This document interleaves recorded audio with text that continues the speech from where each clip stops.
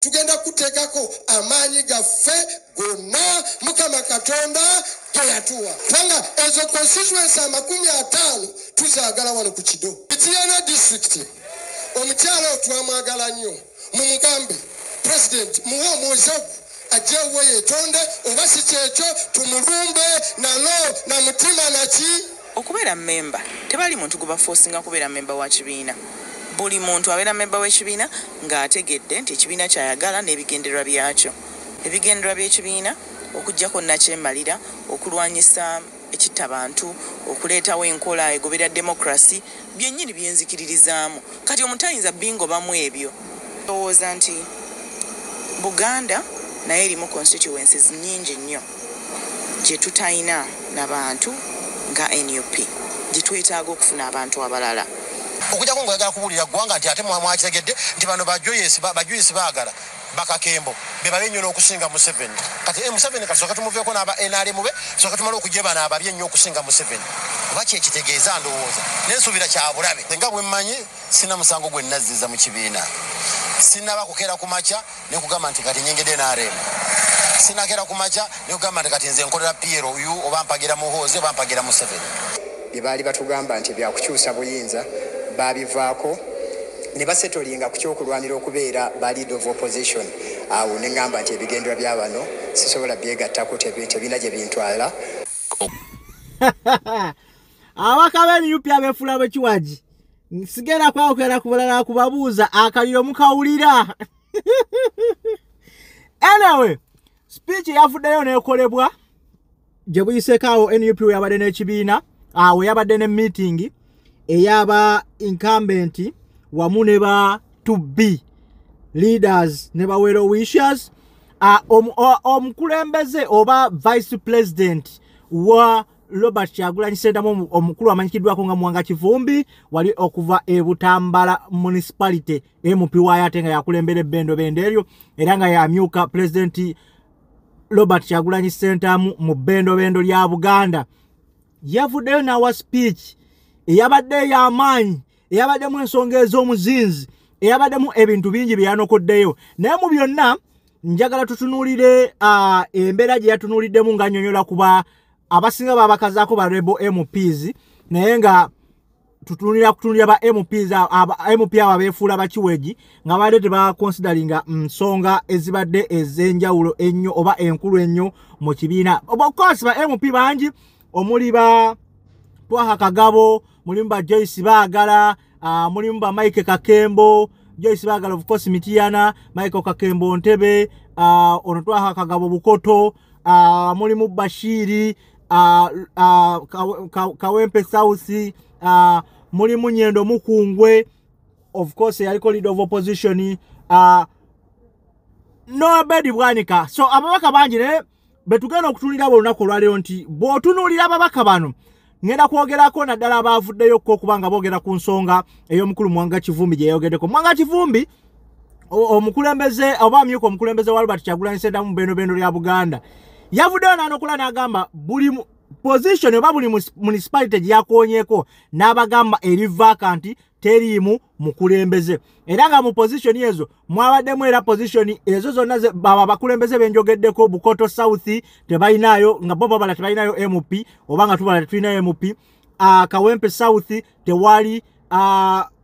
Kati mulimu be banokoddeyo mukobo nga ba Joyce Baagala ba Michael Kakembo okuvaayo ne babawa ultimatum ya nnaku 30 okujja okubanga beetonde mu kibiina wamu n'okwetondera abantu mu ggwanga lyonna. Abantu bano bo bwe babatuukiriddeko bannamawulire bagamba bo nga bo era nga bemuwuliddeawo ka video bo tebalina musango gwe bazzambu era bakkiriza mu values z'ekibiina omuli demokrasiya omuli okuggyako nakyemalira omuli okumalawo kittabantu eyo no Joyce Baagala. Naye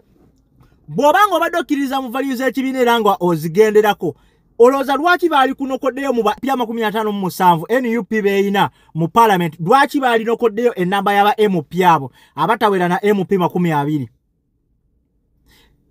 ne bagamba nti bano be batabadde tebagendera ku mgundi ku values za kibiina. Bwe mubanga mubadde mu valuing ekibiina ekyabaleeta mu bukulembeze era ekyabafuula ba MP ab'ensonga lwaki buli ntuula z'ekibiina zibadde zituula lwaki buli nsonga ez'omuzizi ez'ekibiina ezibadde ziteekebwa lwaki buli meeting z'ekibiina ezibadde zibeerawo mubadde temwapiyalinga ng'era mwe mwefuula ng'ebitabakwatako nga mulina ensonga endala ze mutunuulira ate essaawa zino omupiira gutandise obbagejjako muvaayo mugamba mbwoyo Mwanga Kivumbi yeenoonyeza bibye Mwanga Kivumbi takonsidalinze before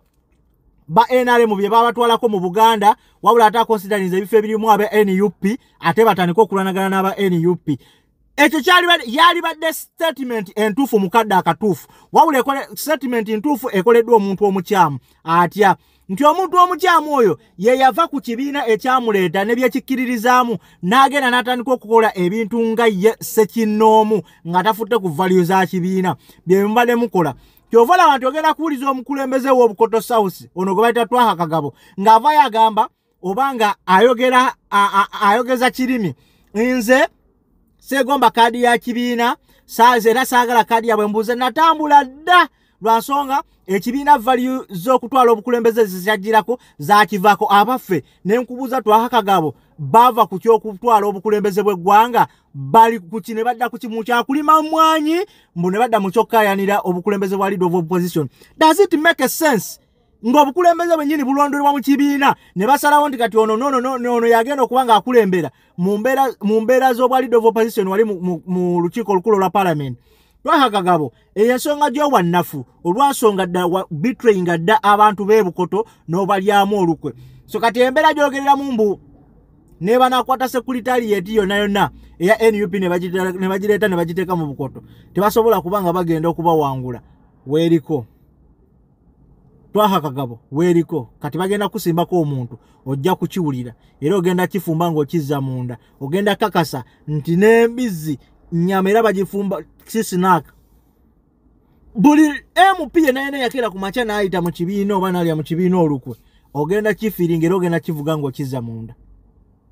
kuba babagaye bagenda basimbako kati bwe Twaha Kagabo tekikyaliko okubuuza olwedde katoliko X engeri gye wagambye nti wamuvinga dda bwava mu kibiina engeri gye wagambye tokyetaaga kibiina biki bye kiteekeddwa kugamba naye ng'obutumbaavu onaasonyiwa I'm sorry to say this gwe enjogerayo weerabidde nti singa si NUP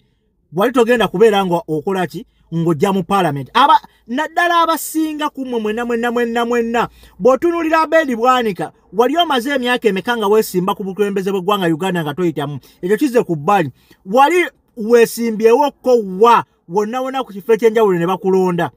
era bw'afuna kaadi ya NUP y'ensonga lwaki essaawa zino wakola ki wajja mu parliament oba onfuna mu byenkugamba muleme kwefuula nti mubadde bakabi olw'okuba mwatwala obukulembeze ne mudda mu kwagala okuyisamu ekibiina ki amaaso so ekintu kino njagala tukinuulize n'obwenkanya obw'amaanyi ennyo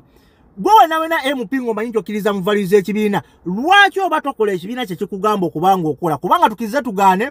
oli NUP yalinga maama eyakera ku makya n'abazaala n'abasindika mugende mubeere nga mukola mulabirire nga mukuze ne mukola mutandika okuba nga mulabirira ewaka we mwava kati ye NUP yabakwata ne bagaba mu bifo ebyenjawulo oba mu constituency ez'enjawulo ne babasindika mu parliament mugende musake nga bwe muzza mu constituency zammwe naye mwe kennyini mulemeddwa okuba nga mukola n'abantu okuba nga baba appreciatinga bye mukoze era weegendeze buli MP gwe baanokodde oba buli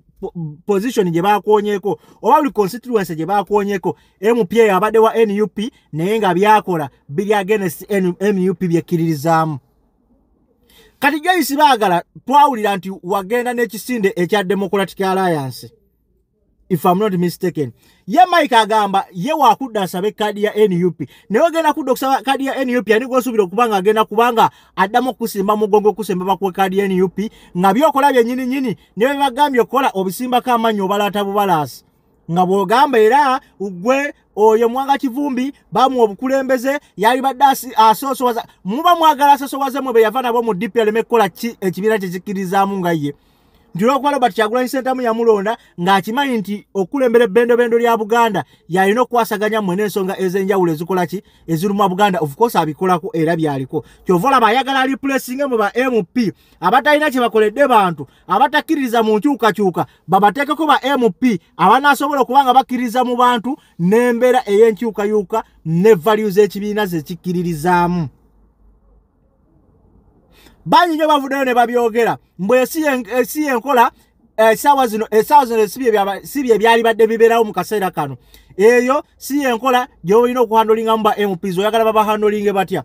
bwe babanga babawadde ultimatum ya nnaku 3 mujje mwewozeko bawaliwa bye balaba obukyamu mugezeeko bitereza wabula mwate namwe ne mudda mawulire ne mugezaako okulambika ensonga yammwe nga bwe mwagala ekoleki erambikibwanga ensonga namwe mwagirabidde ku mawulire lwa nsonga mwalemereddwa okugenda okutuuka ku kibiina okuwuliriza ensonga eyali badde egenda muki maaso osanga singa wabaddewo wali tebaali badde nga bavaayo nga bakusongamu ki olunwe singa wakedde ku makya n'owulira nga kikwatakate ng'okyayagala okuweereza abantu bo ng'era n'ekibiina kyo kyagala ng'era oyimirira ku value zaakyo nga bwe mugamba abamu okuli Joyce Baagala ne Michael Kakembo mwali badde muvaayo ne mwesitula ne mugenda ku kibiina ne mutuukirira akakiiko akakulu akatambuza ensonga z'ekibiina ne mubannyonnyola ensonga zammwe munnaaye ensonga mwagiraba bubi bagitaputa bubi ensonga eri bweti ne bweti ne mutavaayo wabula gezaako ate nammwe kulaga nti era mu mbeera yonna mwe mukyakkiririza mu values ez'abantu okuggyako nakyemalira ne value bweti ne bweti teri agenda bakkiririzaamu nga n'ekibiina kyennyininyini ekyabazaala mwakiryamu olukwe mwe musuubira abantu okuddayo okubanga babalonda obantu yenna asobola okukera ku makya n'ateeka nazza twaka kagabo mu paalamenti oyo abaako ekikyamu abo be bantu abasaana okusenza olweyo bampuuga nabo ne babawa ne chance okuvayo bwe mukama Katonda NUP eyina ekisa kati bano bampuuga babedi bwanika abo bonna lweyo era abantu bonna basobola okuvayo ne bayimirira nammwe mbu babalonda mu bifo bya paalamenti then abantu abo baba bafuuse densi nabo kyebaba bagenda okwogerako baba tebakitegeera oba kyebaba baluubirira okubanga bakola mwe mutuukeko then baba bavudde ku mulamwa ogw'okubanga bakyusa ensi yaabwe balina obateekako eriise George so Joyce Baagala yavuddeyo n'agamba mbu ebyo mbu ye mu ndaba ey'ensonga alayika alowooza nti Mwami Museveni alayika alina engeri gy'ayita ebbali eno n'ajja n'ateekawo embeera ey'abantu mu kibiina kya NUP okubanga balwanira kaadi banaye NUP tekerangako ku makya ababaka ne batandika kulwanira zi kaadi wabula kino ekintu batera nnyo kikozesa nti bw'olabira ekintu nti kyattunzi abantu kwe kubanga bakyettanira nogezaako okubanga bakigula nnyo omanya nti kati kino ekintu no kiri ku market nino kiteekawo mu mbeera oba mu bungi so lwaki njogedde bwe ntyo nti bw'otunulira NUP ng'ekibiina buli mubaka yali etaze okugira mu kibiina eky'amaanyi eky'opposition nga kya NUP kyova abantu bagenda kusanga constituency emu ng'eriko ababaka 8 eriko ababaka 6 eriko ababaka 10 bonna nga baagala kaadi etya emu kino tukirabyeko ne ku by election yakagwe yakawempe North constituency nti bwe NUP mwalimu ababaka 10 abali bagala kaadi ya Kawempe North naye ngaye bagamba the strongest survive era yalimu w'amaanyi eyawonamu eyali Elias Nalukula eyaweebwa kaadi esaawa zino atambuza constituency ya Kawempe North so kati buli walaba nga waliwo ekiyayanirwa ennyo omanya kyattunzi so kaadi ya NUP okubanga eriko abagiyayanira n'ababaka abangi abagala okubanga bagyesimbako kitegeeza kaadi eyo yatunze ate kitegeeza abantu abo bali willing and eager okubanga basaavinga abantu basing on the party values ze bakkiririzaamu nga bo abo baagala okubanga bakola ki nga beesimbawo so byonna bemwogera mujja byogeraamu abantu kino kiri NUP kaadi nga temuvaayo kwogera kuza NRM ze batunda esaawa zino zayongezebwa okuli n'ababaka abakola ki mu complaininga kyabadde kiriya mu meeting yabaddewo babanyonyo ne bagamba ffe kaadi ya NUP si yakola ki si yakutundwa olaba ne membership kaadi yennyini etundwa siringi 10 olutya whereby n'omwana ow'essomero lwasobola okukwata n'agyegulira naye ate aba NRM abagambye nti okufuna kaadi ey'okwesimbawo ku mutendera gw'obubaka bwa parliament emiliyoni wazindaba buli mutendera guliko sente zaagwo guliko bano ba LC mitwalo 10 ameka LC simayo wano mitwalo 10 ameka 2 kati kitegeeza atalina sente kati just kubisa constituency ziri mmeka kati bala NRM erina ababaka abasoba mu 3 ndoza balinga ya abasoba mu 3 kubanga babaka I think bali 5 mu 7 if I'm not mistaken or 5 something kati njagala okubyemu ku babaka 3 kubwa abali awo ku mutendera gwa MP obale ne miliyoni 3 za bagenda okuleta olabe sente mekezo ze bagenda okubanga bakubi Gwakati echo temukitunulira nene mutunulira kadi ya NUP etali ya kusasula abulange yayanirwa abantu bangi okubanga beewaayo bajje mu kibiina bagende baweereze abantu wamu n'okuyimirira ku ebyo NUP byekolaki byekkiririzaamu muwanga kivumbi no ina amaanyi abantu bangi batandise okukubamu ebituli ebyenjawulo olwa speech gye wawadde eri strong and firm of which nti buli muntu yali badde ayimirira ku eyo nti buli avaayo n'aba nga tagenda kubanga ayimirira ku nsonga z'abantu bagenda mulumba na bidi na mutima na kimafiya oba na mutima nalo na bidi era nino bati Kyagulanyi Ssentamu yavuddeyo n'akukakasa n'agamba kituufu nateeka omusajja mu kifo akisaanira muwanga kivumbi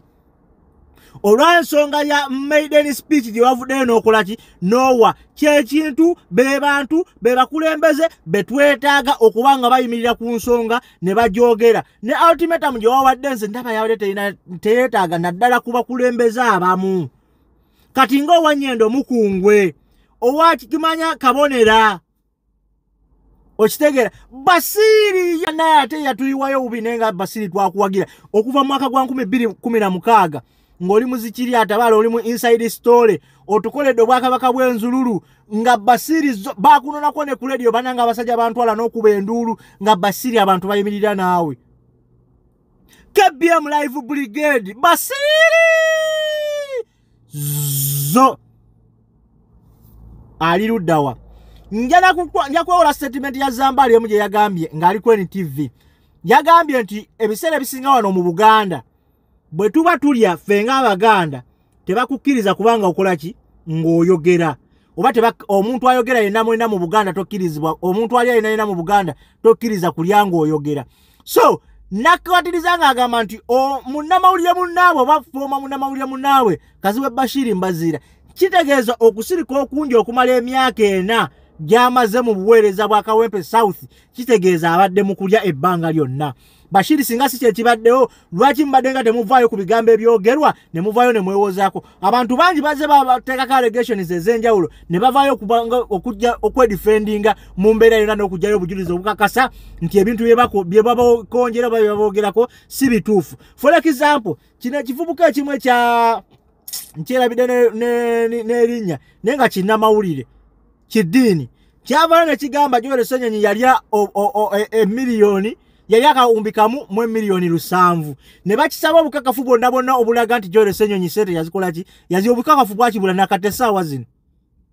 kati singa naye teyavaayo tekyazikadde kisigala kimukolaki kimupaatikibwako bameka NUP be yavaayo neero obukolayo n'agamba bano balidde sente nga tebaziridde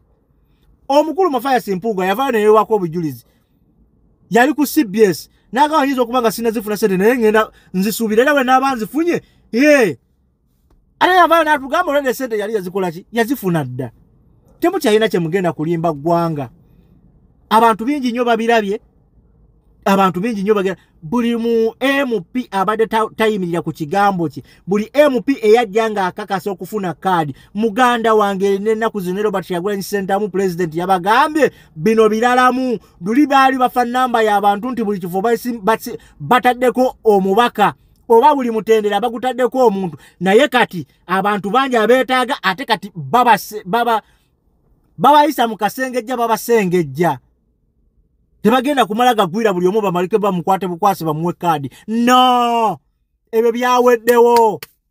kati kusengejja cream dera cream tutwale omuntu nga tumanya ensonga zayimiriddeko yeyeruma abantu kuweereza abantu wabula si kufuga abantu